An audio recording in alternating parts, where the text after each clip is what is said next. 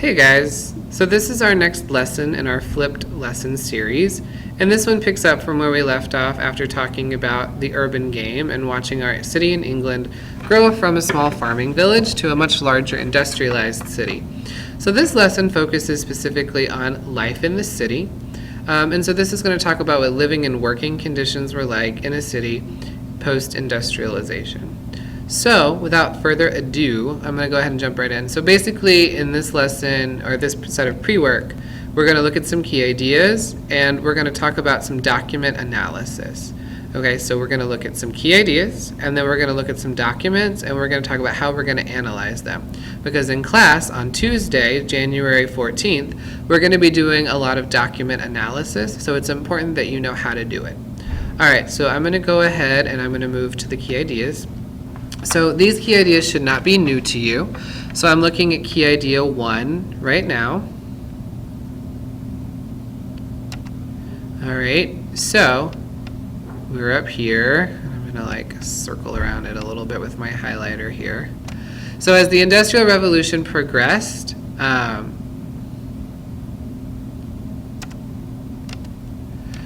in England, conditions for factory workers became worse and worse. So men, women, and children were all employed in factories, and there was no safety net that existed for them. So a safety net is the word that we use for our social programs here in the United States today. So welfare, food stamps, Medicare, Medicaid, none of those things existed. Moving on to number 2. So most factories had no safety equipment, and they expected workers to work really long hours. And so as a result, injuries were really common.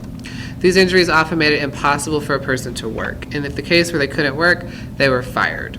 Next up, many workers lived in these tiny little apartments called tenements. So we actually drew a bunch of those when we were doing the urban game. They're often poorly built and dirty, and they're really small, right? I mean, the individual rooms. The building themselves were huge, but the space that an individual family would have was really small. So as a result of these conditions, the first labor unions were formed. So a labor union is just a group of people who are workers in the same field, and they all get together to organize rallies and strikes and other demonstrations to improve conditions. So that would be better safety conditions, fewer hours, doing away with child labor, and getting more pay. So none of this stuff should be super new.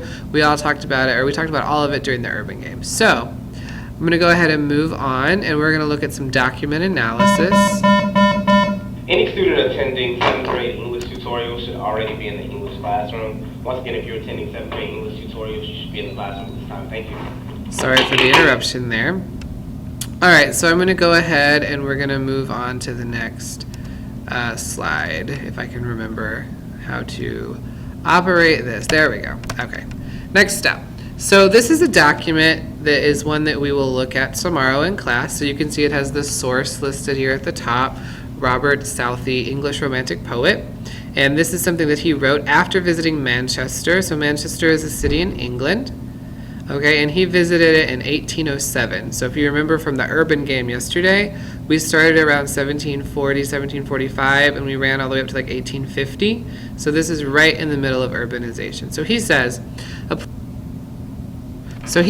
a place more destitute than Manchester is not easy to conceive. In size and population, it is the second city of the kingdom. So that means it's the second largest city in England, and destitute means really poor. So imagine this multitude. A multitude is a lot of people. So imagine this multitude crowded together in narrow streets, the houses built of brick and blackened with smoke.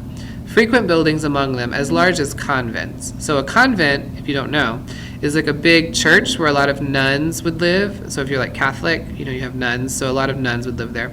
And he says that, so obviously convents are really large, right? So he's saying that there are a lot of houses that are really large, like convents, without their antiquity means age, without their beauty, without their holiness.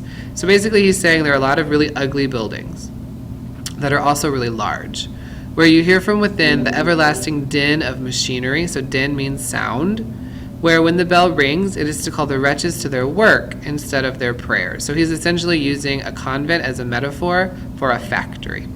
Okay, so we've read this document, and then there are some questions that we're going to answer. So they are here. Okay, and we're going to answer these same 6 questions for every document that we look at tomorrow in class. So, who is the author of this document? Robert Southey, Romantic poet. We're going to ask about his purpose. So his purpose was to inform or persuade us about how the Industrial Revolution made Manchester ugly and dirty. His main topic are living conditions in Manchester, and then 2 to 3 important ideas. I only wrote down one, which was that people in Manchester live in dirty, crowded homes.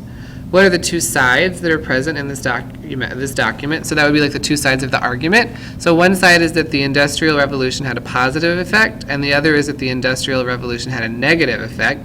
And since the author says up here that Manchester became ugly and dirty, obviously he believes that the Industrial Revolution had a negative effect on people's quality of life. Okay, so we're going to answer these same 6 questions tomorrow. We're going to have multiple other documents, so please keep these questions in mind as you're getting ready for class tomorrow. So that brings us to the last thing that I wanted to talk about, which is your homework. Okay, so the thing that you actually need to do is this. It's really easy. Okay, all you need to do is answer the questions that are on this next slide. So here they are. You can pause the video here and get to so that you can see what the questions are. Anyway, that's pretty much it, and there was some editing that took place in this video because people kept coming on over the intercom and talking. So I apologize if there are weird jumps. Call me if you have any questions. Thanks, and have a great night.